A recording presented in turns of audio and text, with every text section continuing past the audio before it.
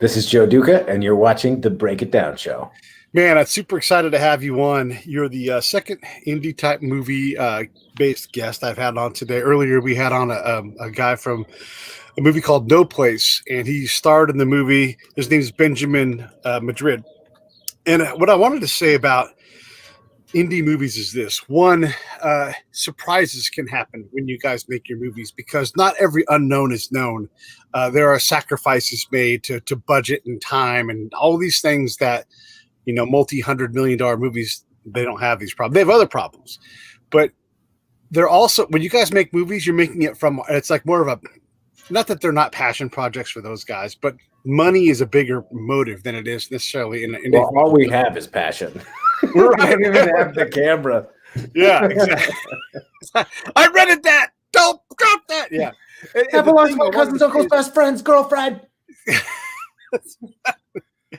It's not a sequel. It's not a prequel. It's not an in-betweenquel. It's not a reboot.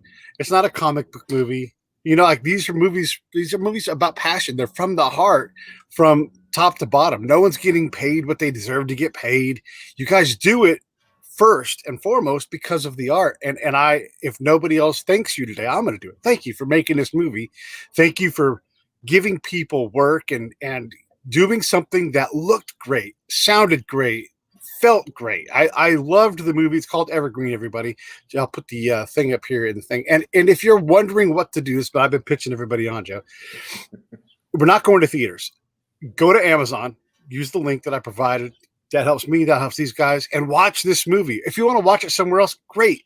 But spend the $5, the $6, whatever it's going to be, and watch these movies because these guys are people that you want to back up. It's just, and look, the movie is, it's a wonderful exploration. And I don't know if any big studio would have the guts to make a movie like this. Not that it's controversial, not that it's impossible, but it's just a movie that's cool, man. I really dug it. Thank you. I don't have much else to say besides that. Really appreciate it. All right. There we go. Wrap the show. That's what they pay the big bucks for. Exactly right. Put this thing up here in the crawler. What inspired this movie? I think you could say that passion inspired it. Like I had just finished the first feature that I shot, and Tanner, who plays Paul in the movie, came to me and he had seen the other movie, and he's just like, "We got to make something else." And he's like, "I got this cabin in the woods," and I was like, "Why don't we make a Hallmark movie, but have it be a terrible Hallmark movie? Like Christmas Comes Softly or something like that." And we were just goofing, of course. And then we kind of went back and forth on it and thought about like, oh, what if we shot an iPhone movie like French New Wave? Or there's some New Wave movies like Eric Romer's My Night at Maud's. It's like about a, you know, they're French, of course, but like about the French Catholic dude who gets stuck in the same room as a divorcee and hijinks ensue. And so that was kind of like, well, we should do something like that. And maybe I was like, but then it's like every other cabin movie with two people talking. Not that there aren't some great ones. But then I was like, well, what if we had their exes show up in the form of characters like, surrealist touch. And so that's sort of kind of where that part of it started, but I was still in post-production on the other movie. And so then Tanner was like, can I take it to my buddy Marshall? And him and Marshall, our producer, they came up with another outline that kind of introduced this element of truth or dare, like this couple that's like, let's be completely honest with each other over the course of a weekend. And then they workshopped that and they came back and they're like, hey, do you want to do this movie? And I was like, let's do it. So it just really came from, you know, the desire to make something. And a lot of it was just, you know, inspired by a feeling of wanting to make a movie that could be good within the constraints, you know, like, so then when an element would come up, like, well, let's make a relationship movie. Well, what kind of thing really speaks to us? Well, like what hasn't been explored as much? Well, maybe the spiritual element hasn't been explored as much. The Christmas element came in because when we went to the location and we were listening to Christmas music and we're like, this has to be a Christmas movie. Nice. I just too much nostalgia with Christmas not to be. So it kind of was these different passions and desires coming together to supply sort of the raw paint, you know, and we just mixed them together over the course of the process. So it's not like some grand, I have a vision for this work of art. It's more like, let's do something good, but let's do something.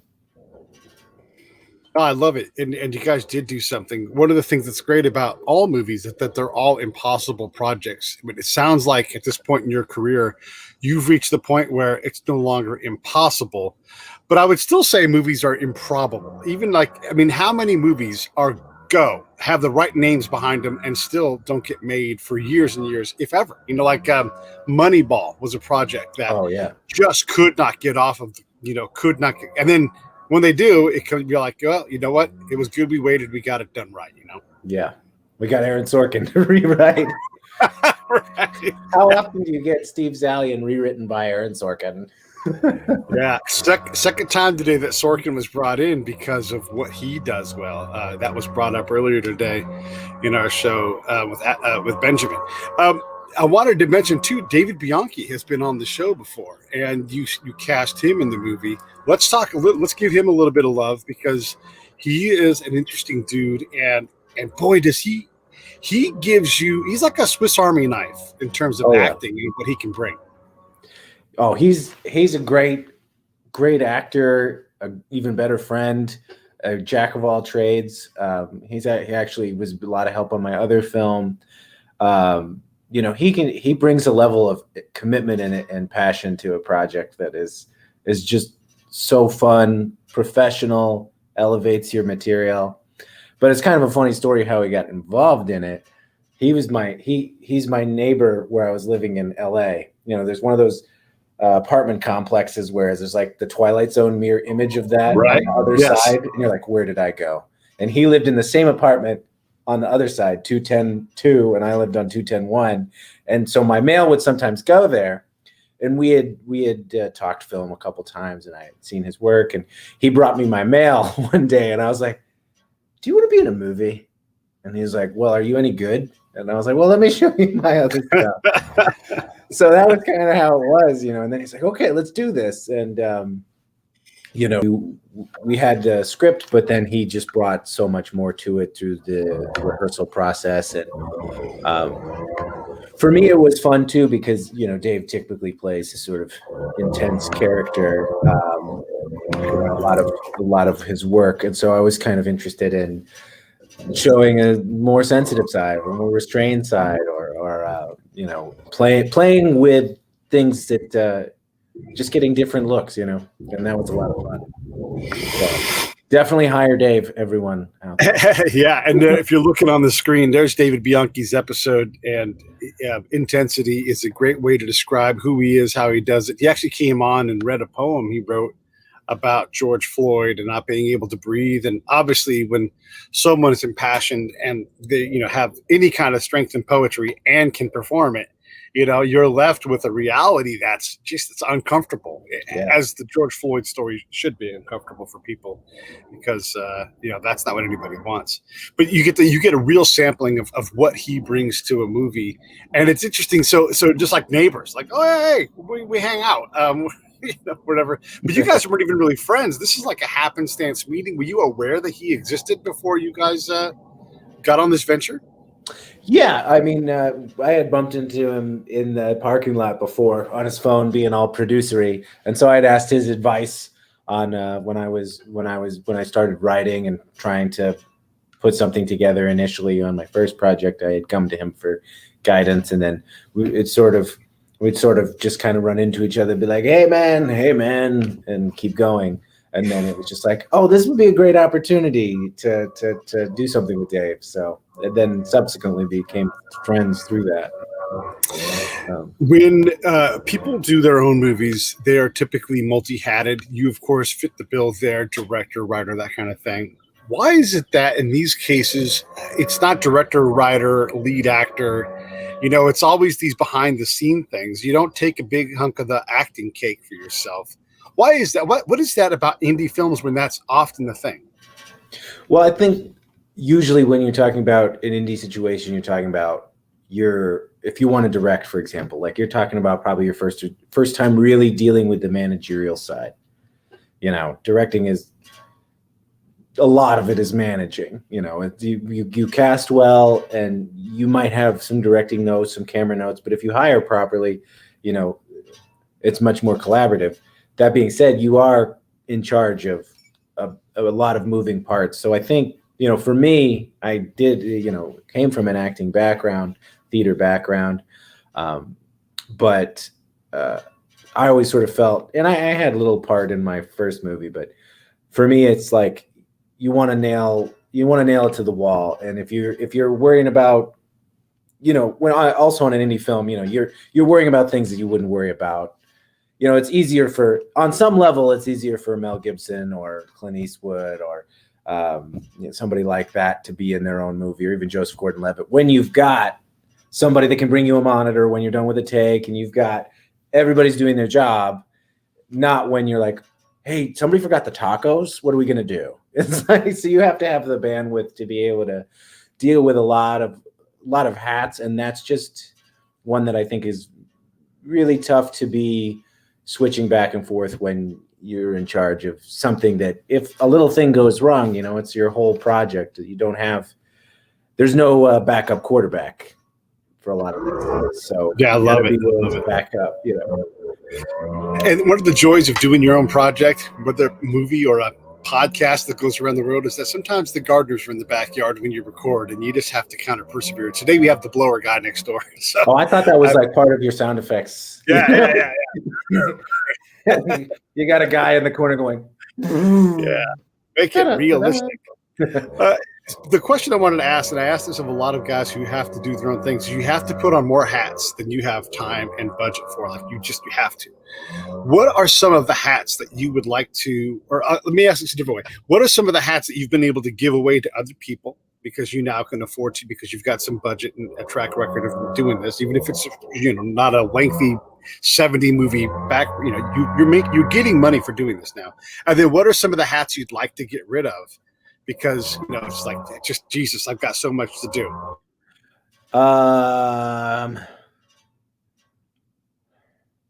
Crafty. No. That's hilarious, though. Slow down for a second there. Not everybody knows who that is or what that catering. is. Catering is food. I didn't have to deal with that on Evergreen, but right. But still, though, like you just used the taco example, and it's so true. Like, what do you? Oh, God damn! All right, they're tired of pizza. They're gonna revolt. It's free food. Oh. Yes. I think a lot of it's all logistical that I tend to. There are parts of things that are logistic that I like. Like I love to be involved in scouting on an intimate level because that gives me a lot of qualities you wouldn't have. Like there are things that, especially even in your writing, but that do that. But when you're directing, when you can really have sort of the tactical quality of a place, that's informs so many different things in terms of how you see a place or feel a place and want to shoot it. So there are some things that I'm like want to be more involved in, but I think most of it is the day-to-day of producing that, being able to walk on set and not have to worry. Like somebody hands me a schedule and I'm like, cool. That's not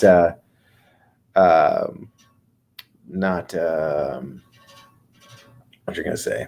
Yeah, not having to kind of come in the night before and work on that schedule with the AD and try to figure out how are we gonna get all this in, or just to be able to come on set and have it bracketed off certain questions, I think is what I look forward to most.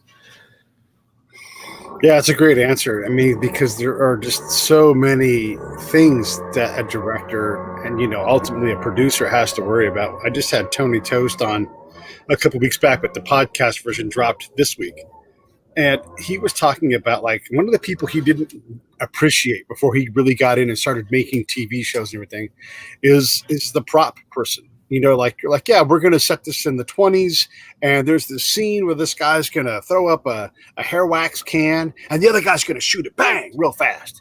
He's like, and it never occurred to me that someone has to now go find a hair wax can, and then if they bring the one I don't want, even though I don't know what I want, you know, like they need to have option B through F, and you know, like he's like, that's just an impossible job, and I didn't realize how much of a craft it was, and then how like what it involves for that person to anticipate my needs so well and respond to any outlandish thing I can cook up in my head. Now, I'm kind of speaking for Tony, but this is the thing, right? Like there are so many different things that you can come up with, and someone has to provision that. And it's just remarkable when you think like, well, how about these 50 cars, you know, and all these things that you have to account for. It's insane.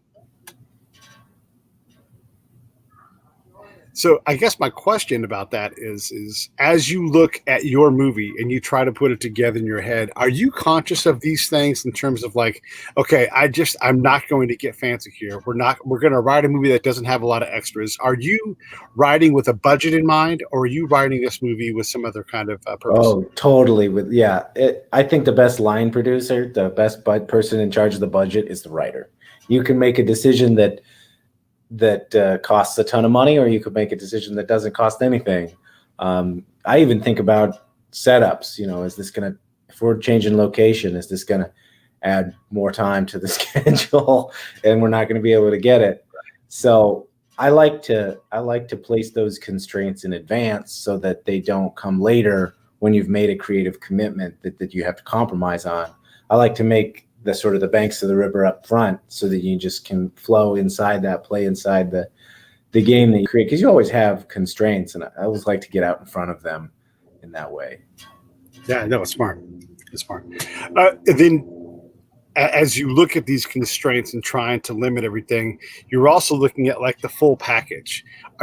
You must have a sense for what it costs you to make a movie with all of these twists and turns in it.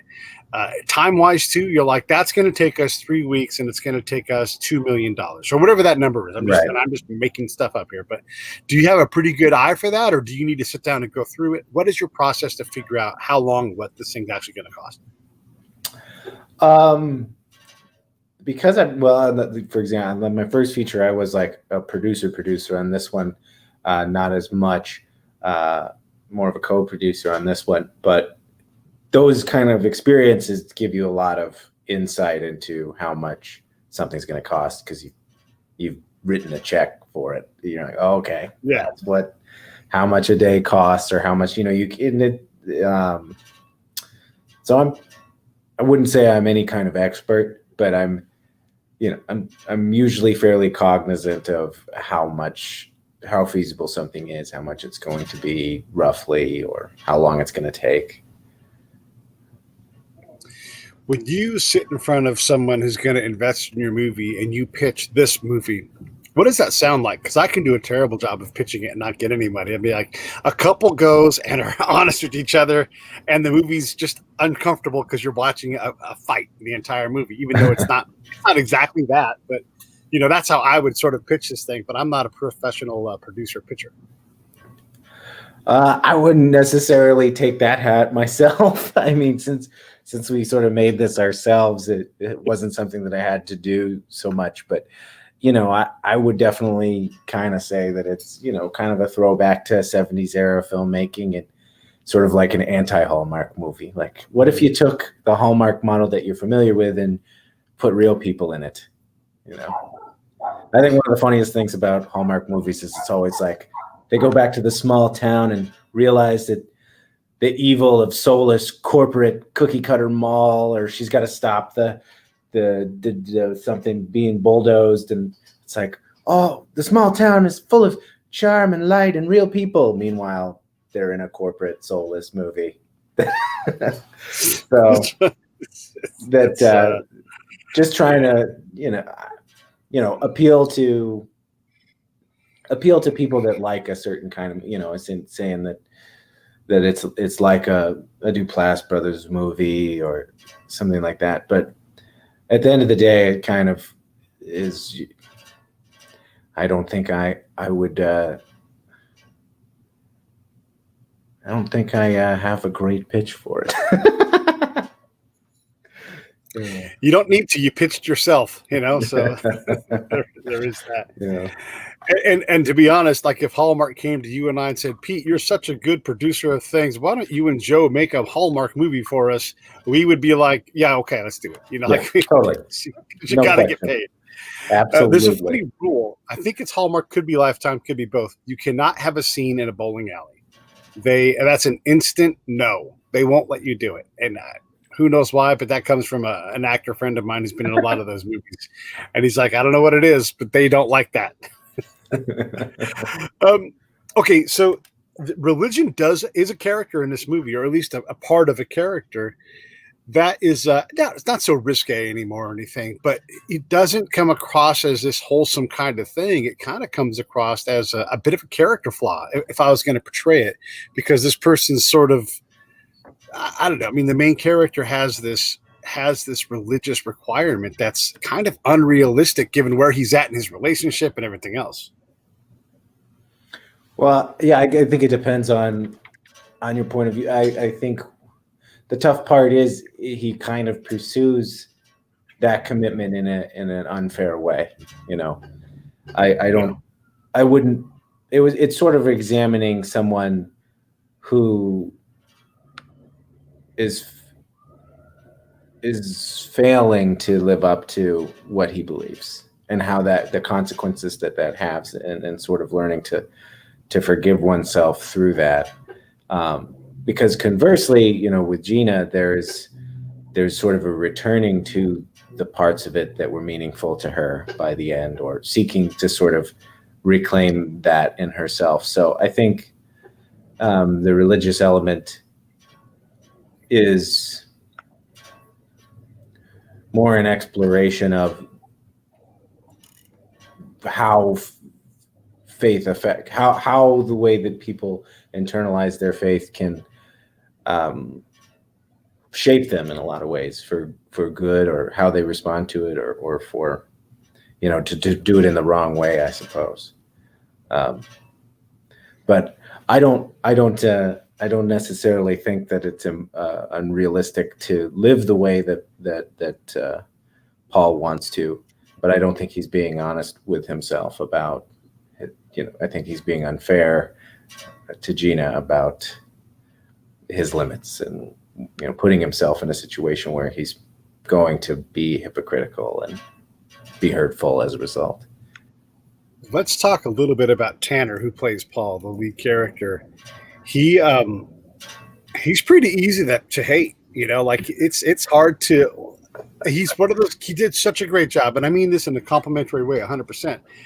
He is so unrealistic. Like he's so off to his girlfriend that you're like, I do not like this guy.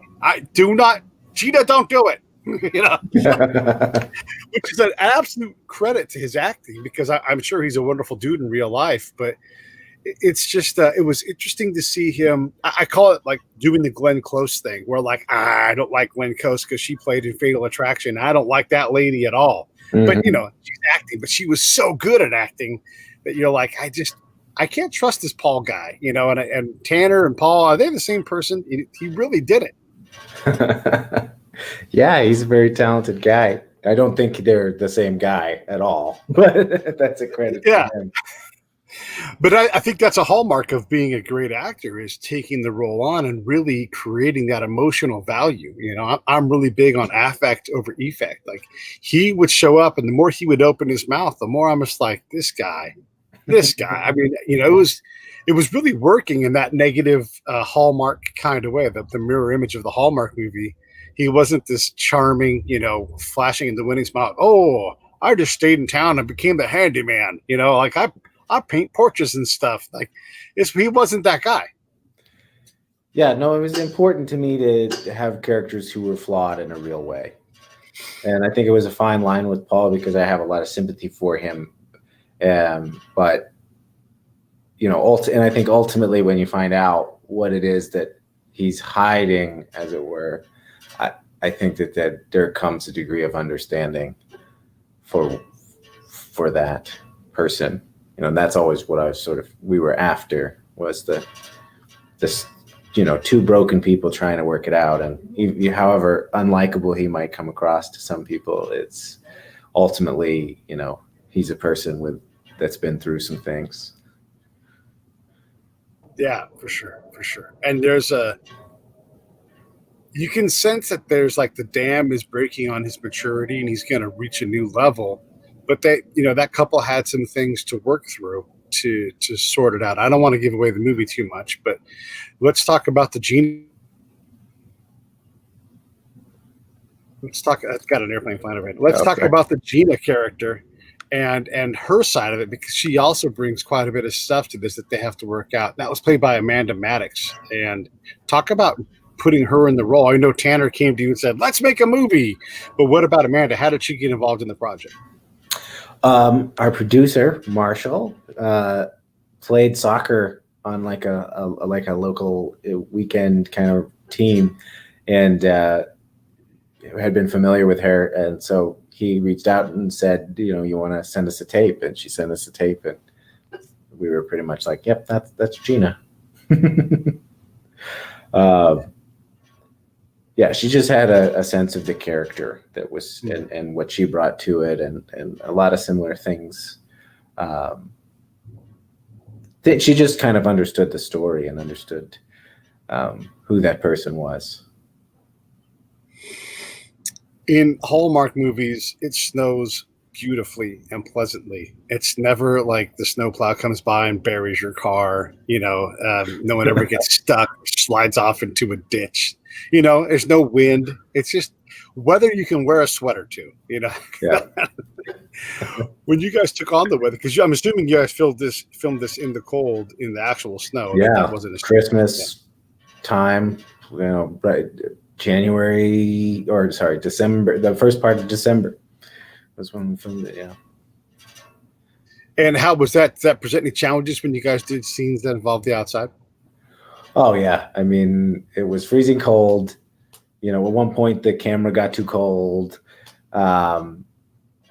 It was way, way, way in the deep woods in Colorado. So there was always a concern that there was going to be slide and people were going to not be able to get out. And, we had to ferry people back and forth. And it was always a issue to contend with. Luckily nothing too bad. And it did snow. So I didn't have control over the quality of the snow, but it was nice that it did snow a couple times. But most of the time was just really cold. And then when did you wrap the principal production on this thing? Was it pre-COVID and you had all this stuff in the can already? Or yeah, when did that wrap? Already kind of going around the festival route before COVID hit. Because the movie dropped in 2019, correct? That's when we started doing the festivals. Yeah. Things. We talked earlier on, I mentioned, there are surprises that happen in indie films because you find yourself in a location and you simply turn the camera around and there's the perfect location for this other scene, that kind of thing.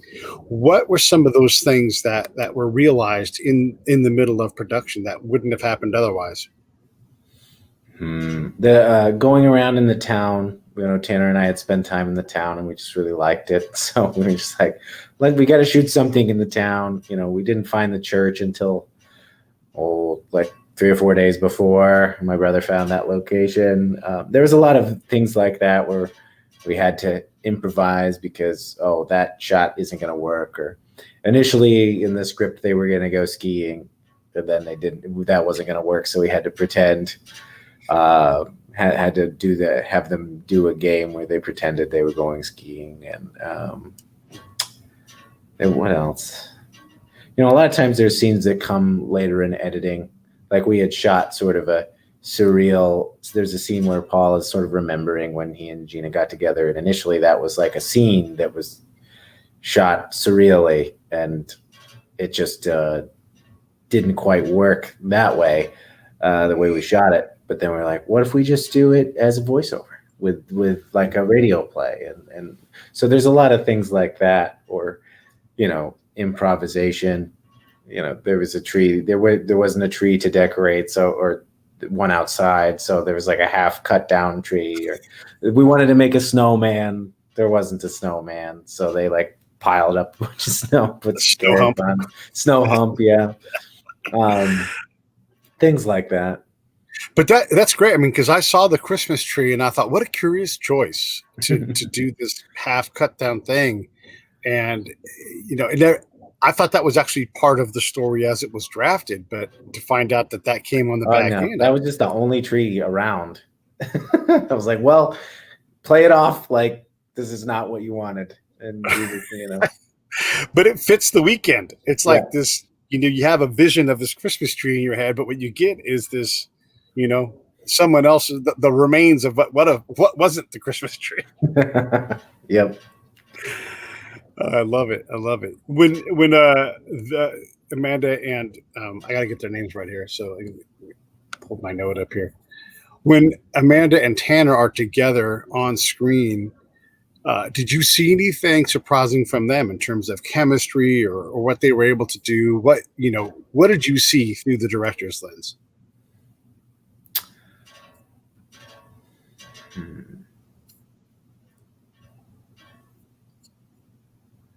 I saw them through the director's lens. They were on camera. You know, it was just interesting to see, you know, the different things that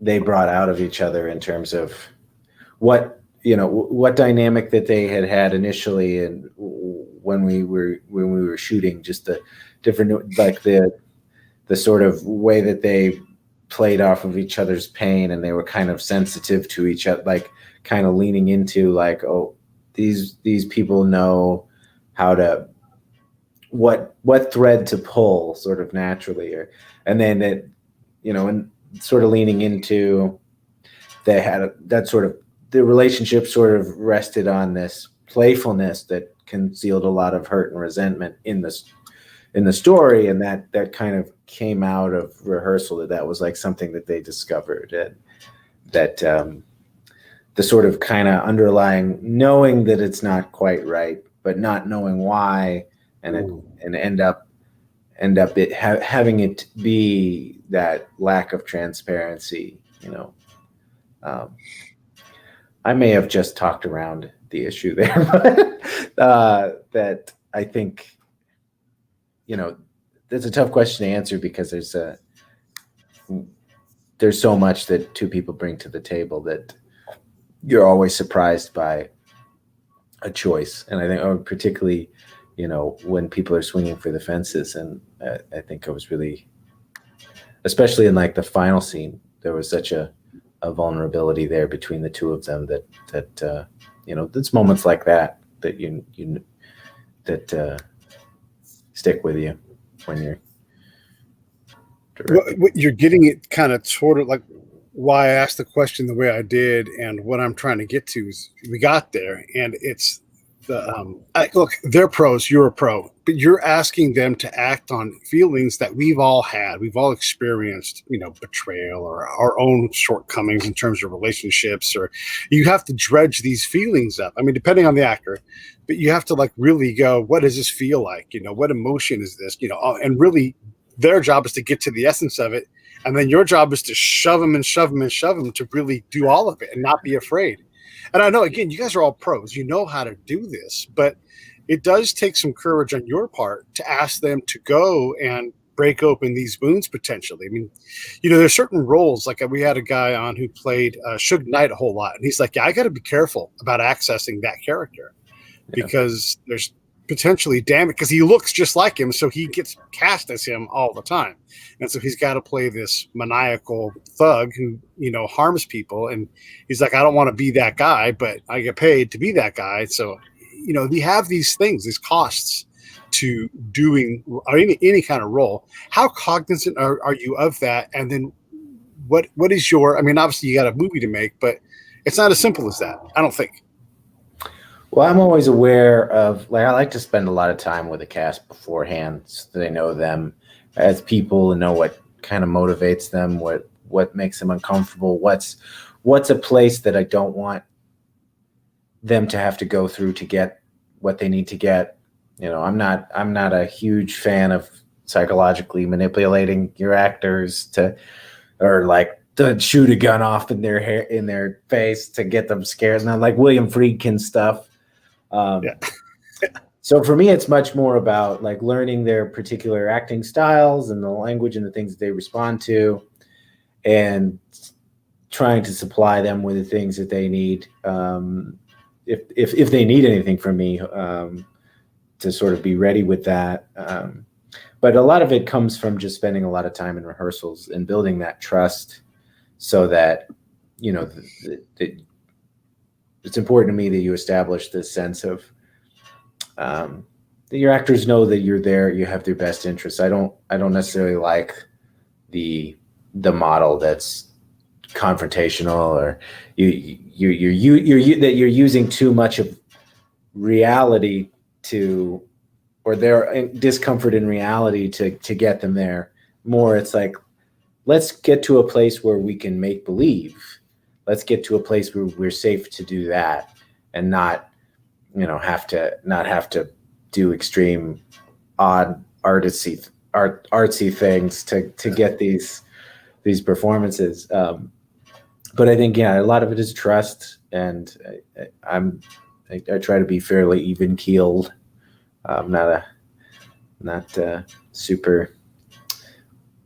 I don't know what the word would be, but to me, it's just about creating an environment of trust and a spirit of freedom to go there, and to be honest, and to tell the truth, and to sort of never have it be like there's a right thing, there's a wrong thing. It's more just like, tell the truth right now. Let's get to a place where we feel comfortable always telling the truth. And that's one of my big things, is I will say that lies if I see it, in the monitor. Sometimes I'll do that. But you're describing sort of like a limit. I don't want to go past this limit. Maybe it's a line. I don't know how you characterize it, but how do you know where it is? You spend time with the cast, but that doesn't mean that in the moment when they're passionate and they're trying to make this happen, that, how do you control your desire to push them harder and push them beyond your line? How do you know where that is? Well, I think that's kind of any kind of ethical question. You have a principle, and to me, I don't want to take someone to a place that's going to cause them real damage. I don't want to take someone to a place where, they're cutting their wrists for the art, because I don't think you have to go there to get there. I think some people need to do that. Some people need to get all worked up in that way, but other people you're able to use their imagination. And that's not to say that I wouldn't push an actor to go somewhere vulnerable or anything like that, but not to use a bad means for a good end. And I would consider a bad means to be anything that is, damaging to your own personal psychology or health, or anything that makes you not right when you're done. I like to be able to say cut, and then like talk about football, and then get back to it. And then when you're at the end of this whole road, you've pushed your actors to give you what you need to put, a good movie into the can. I'm assuming everybody was pretty stoked at the end of it. They weren't like, damn it, I went too far. I don't think so. We were all pretty exhausted, and we were pretty excited about what we had done. But, there's always more to do. I think for me also, there's always that like, yeah, let's go again. Is the the work divides into several different segments. Obviously, you have pre-production and all the, whatever, saving up to buy all your red vines and all that stuff, shot locations. Then there's the actual shoot, and that takes whatever, 2 weeks, 3 weeks, 3 months, whatever it's going to be. And then there's that post-production work where you're working with the sound and seeing what you've got. Which part of it would you say you like the most? Oh, shooting it. Yeah, there's not a question. Yeah. I think it is. There's distinct pleasure in each part of the process. I think you know, there's making the paints, and then there's painting, and then there's, you know, maybe sketching is better. You know, there's at the end of the sketch, you're erasing the things that you don't need. And I think those are, you know, in the beginning you sketch, and then you go for all the detail and the life, and then you try to remove everything that's unnecessary. And so each part of that, from the writing to the final edit, has its own magic. You know, it's there's being alone in a room and discovering something, and then there's seeing it come to life and the adrenaline of that, and to do the communal nature of the set, I think, and just, it's all real now. It's not just an idea. And then editing is much more like, all right, let's make it work. So editing has a lot more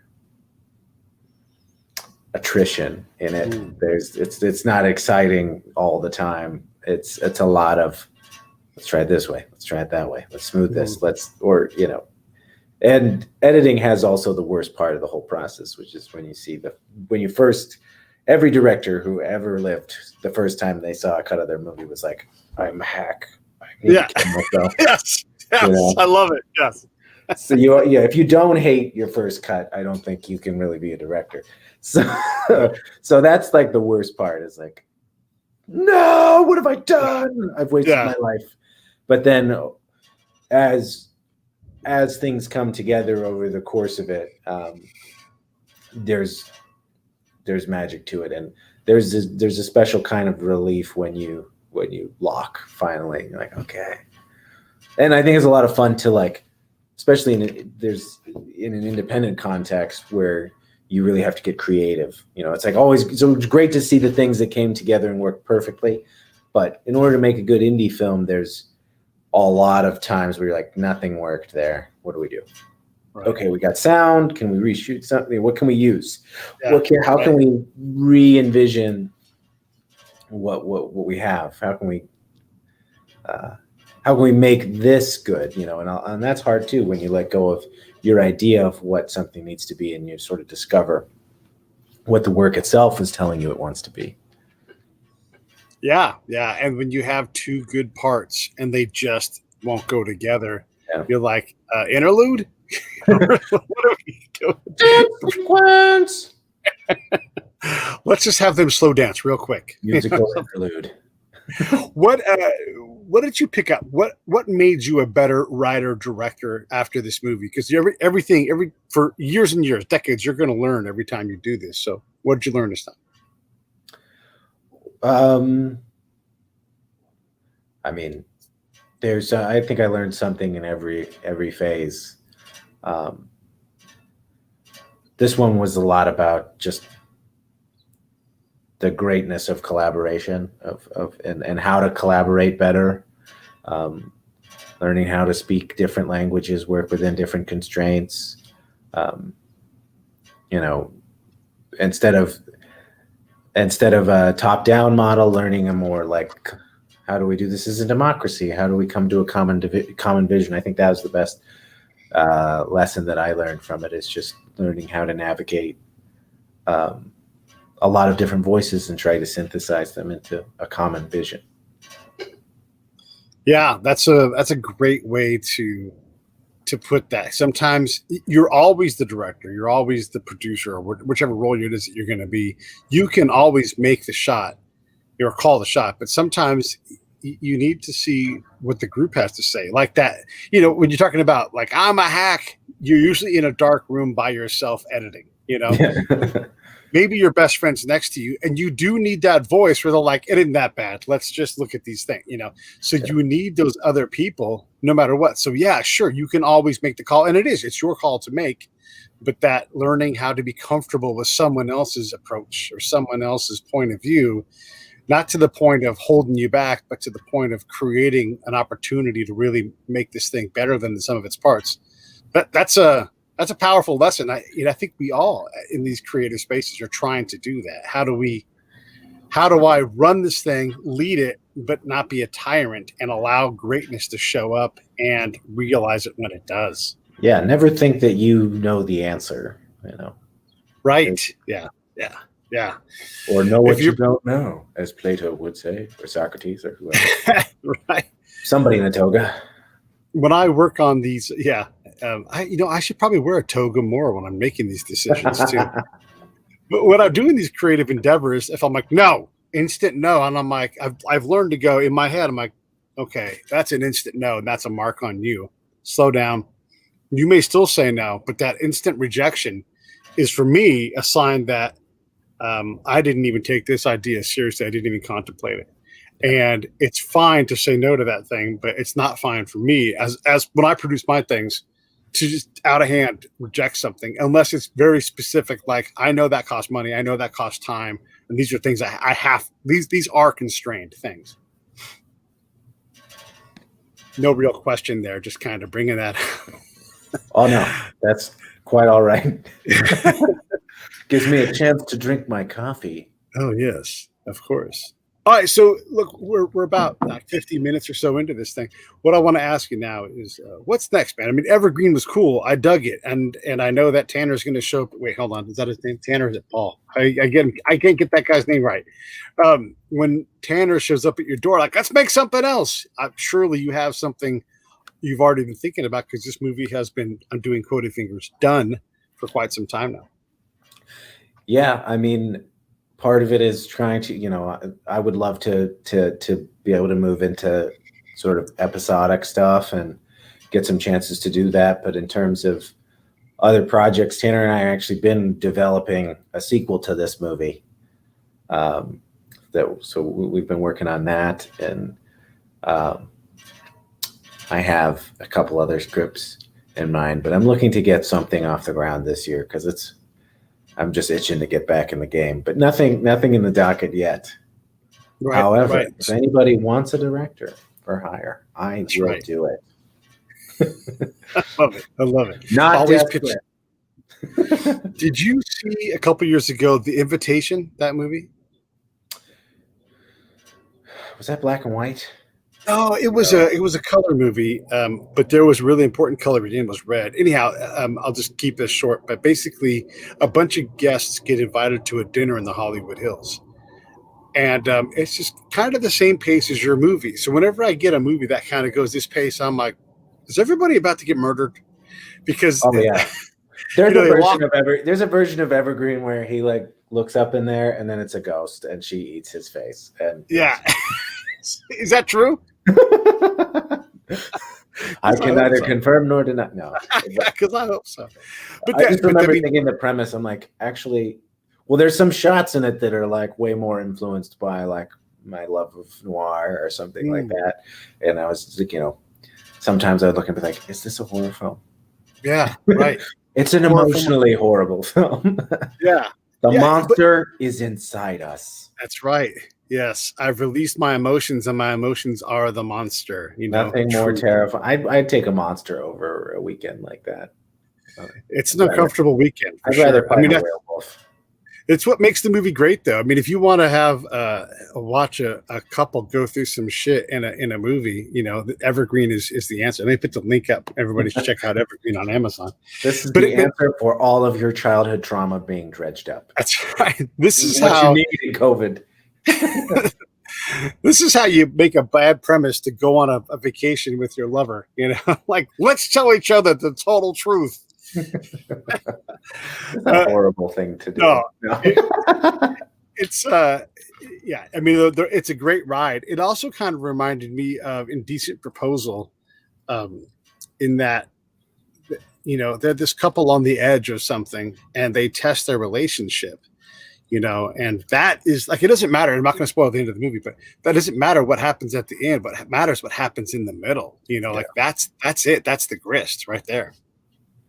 Yeah, we always know in a romantic comedy, we always know like the couple's going to end up together. So it's about we go to somebody's going to win or lose. We know how most games are going to go. We want to see the players. Yeah. We want to see LeBron go for 30. That's right. Yeah, see LeBron go for 30, dunk, and then cry or something at the end. I'd be fun to see LeBron. Yeah. After drinking. Who would you cast? And if you could get anybody you want, and not necessarily an actor, like would it Bill be LeBron Murray. or somebody? Who? Wait, what was the question? Who would you cast in a movie? Like, who do you want to direct? Bill Murray. Bill Murray. Why? Because he's the best. No, what I love about Bill Murray is just that there is a humanity to it. There's the jaded humanity to him. I mean, he's hilarious.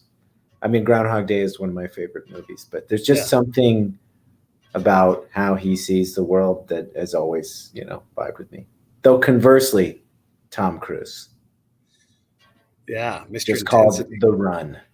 And the whole movie is Tom Cruise running. It'd be like one of those one take movies in real time. It's just him running. Just waiting for something to happen. It's already happening. He's running. Yeah. He's going to die in space. I think that's what's going to happen. That's the only thing that can happen to the great Tom Cruise. He is a marvel. I mean, I wonder, and I don't want to talk bad about Tom Cruise because I love what he does, but I wonder if he's the greatest human that ever lived besides Jesus. Yeah. Do you think that's a happy guy though? Do you think he has friends? Does he even know who Tom Cruise is, or is he so? I don't know that he's a human being, right? I think he is a force of nature. He's like the fifth element. It's air, water, wind, fire. Tom Cruise, right? I think he's such an interesting person because part of the fun of the irony is just he's like your friend that tries so hard. He's just like, I'm gonna go for it.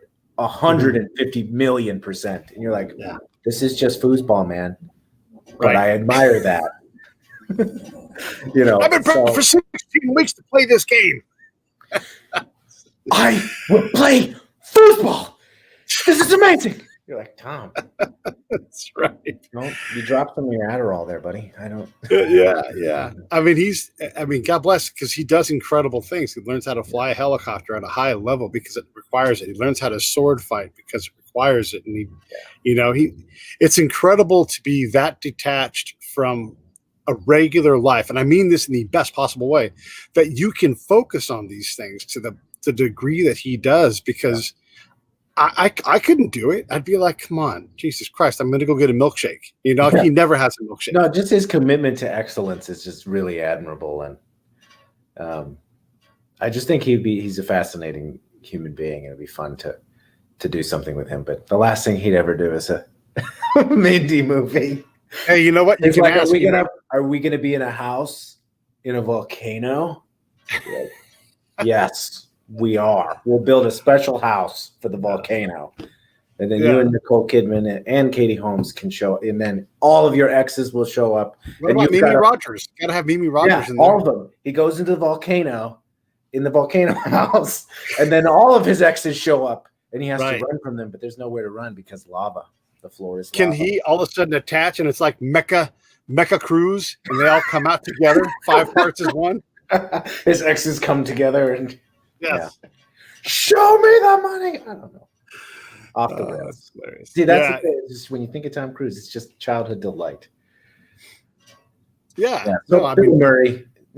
But I just love a comic actor that can. I think comic actors have an understanding of tragedy that is just really. They understand.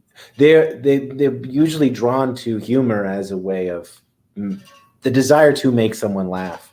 Often can come from a sense of what it feels like to not laugh and to be alone. And so I always find that there's just like a beautiful quality in a comic actor turning in a dramatic performance. Besides being hilarious, there's just like another level of human understanding that I just love. And Bill Murray is like the top of that list for me. Bill Murray is one of those people that you probably do a pretty good imitation of because he's attainable, in his actions, and he primarily only acts with his face. Yeah, he's not like a body actor at all. His voice is a big part of who he is. I have a question about. So Sean Connery just passed, and obviously he's a legend in Hollywood. But at some point, because this has happened to all of the great actors, no one does a good Jimmy Cagney anymore. No one does a good John Wayne anymore. At some point, everybody does a Sean Connery, just like they used to do with John Wayne. But at some point, that's not going to be the case. And you can be like, that's the Chicago way, or whatever it is, right? Like that's going to be the thing. And they're gonna be like, what is that? What are you doing? You're like, that's Sean Connery. Don't you know Sean Connery? And it's going to go right by him. You'll be like, that guy really is really dead. How long does that take? How long does it take for someone to really die? Yeah, to really be dead. Probably faster now because of Instagram and Twitter. It was just increasing the half-life exponentially. Yeah. I think Sean Connery will last a long time because the clips of Celebrity Jeopardy, people will be like, who's the guy in the SNL videos? Who are they making fun of? Right. No one will know that it's Sean Connery 100 years from now, but those videos will last because they're memes, and memes are like cockroaches. They're not going to die in a million years until cell phones die. This is 100% true. I was bending down to get some cleaning supplies under the sink. This is not in any way, fancy. Everybody does this, but I heard the words "let it snow," and so I said, "Let it snow." It was automatic. I mean, my mind is focused on pledge or whatever it is. I just, in the back of my head, I don't even know if the words were said out loud. It just popped into my head, and I had to do "let tits now" because it's just, that is how you live, right? Like that's truly still being alive. His memory will go down generation to generation, and we'll completely forget he was James Bond, and we'll only know that he was the guy that made obvious double innuendo puns on Jeopardy. That's his legacy. That's it. That's going to be what it is. Yeah. Like He'll be, and Burt Reynolds too. I mean, hilarious. That was such great. I was thinking that's like one of the best sketches they've ever done because it's just gonna, the cowbell, that even the older ones, they don't have that length that this I think is gonna have. Well, I'll turn that back on you. How long do you think Christopher Walken lasts? I mean, is that not the number one impression ever? Yeah, it's got to be up there, right? It's got to be. Everybody's got a bad one. Yeah.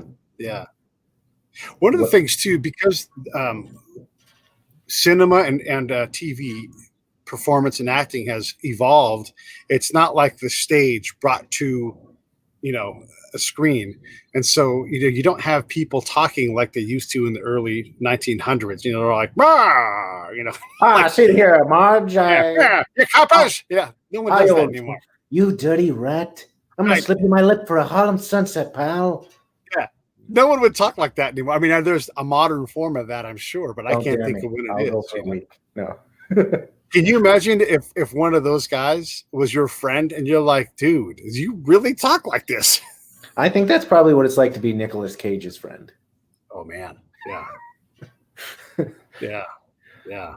He is, and I love Nicolas Cage's work. We used to look a lot like when we were younger, but when he makes that choice, that Tom Cruise intensity choice, because he's equally as intense, he does not care if he knows halfway through it's going to be a belly flop. He will not surrender it, because he doesn't nail it like Tom does. Sometimes he's like, oh, this is going to be bad, Yeah, he just goes 100% all the way. I mean, every time. This is the man that stole the Declaration of Independence. I wouldn't expect anything less.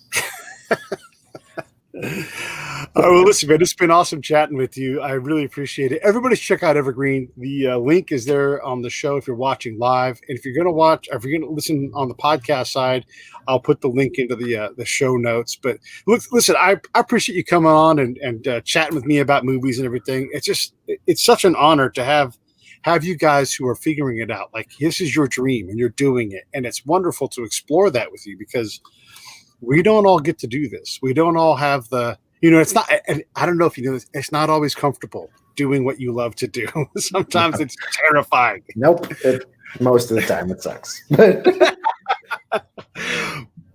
at the end of the day, it's so wonderful. You can live with yourself when you go to sleep. Yeah, absolutely. Well, listen, seriously, thank you. Everybody go check out Evergreen on Amazon. And Joe, again, one more time, thank you and have a happy holiday. Thanks for bringing me to the yurt. All right, stand by.